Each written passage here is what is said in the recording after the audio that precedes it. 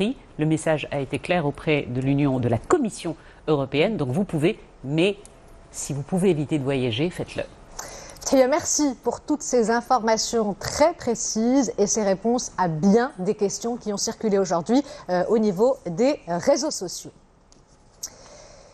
Après le PAM, l'Istiqlal, l'USFP, le Mouvement populaire et l'Union constitutionnelle lundi, c'était aujourd'hui au tour du PPS, du Mouvement démocratique et social, le Front des forces démocratiques et la Fédération de la gauche démocratique de se réunir avec le chef du gouvernement désigné dans le cadre de ce deuxième round des tractations pour la formation d'une coalition gouvernementale. Oussama Al-Baqali.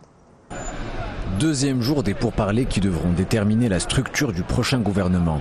Au siège du Rassemblement national des indépendants, le chef du gouvernement désigné, Aziz Akhnouch, avait plusieurs rendez-vous aujourd'hui avec les partis de gauche. Mes félicitations à M. Akhnouch pour la confiance royale dont il jouit et je lui souhaite qu'il constitue ce gouvernement le plus tôt possible pour qu'il puisse travailler aux intérêts de la nation. Nous considérons que ces 10 dernières années, de nombreuses questions sociales sont restées sans réponse, causant d'importantes récessions. Renforcement du processus démocratique, priorisation des questions sociales et promotion des libertés individuelles, la gauche marocaine est déterminée à inclure ces principes dans le prochain programme gouvernemental. C'est un projet qui requiert le soutien de toutes les catégories et canaux de socialisation, y compris les médias, afin de servir les valeurs sociétales.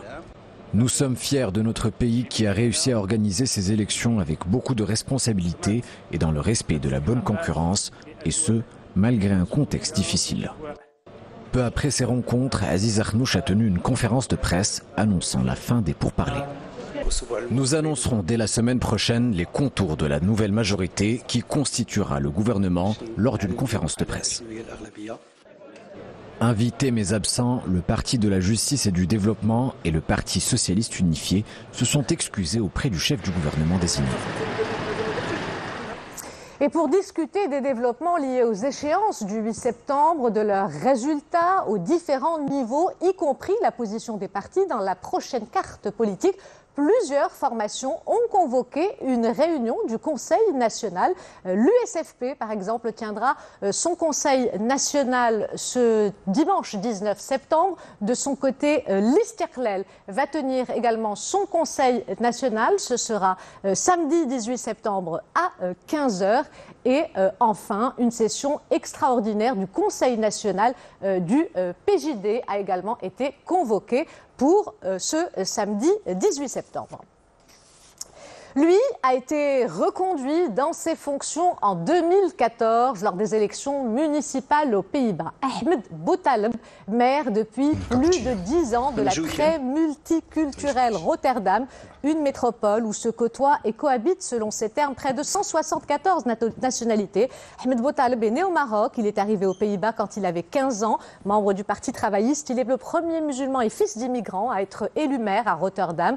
Réputé pour son franc-parler sur l'immigration et sur la lutte contre le communautarisme, le prix mondial des maires 2021 lui a été décerné. La récompense est basée sur la qualité avec laquelle les maires sont au service de leur administré, mais aussi sur leur contribution au développement des villes.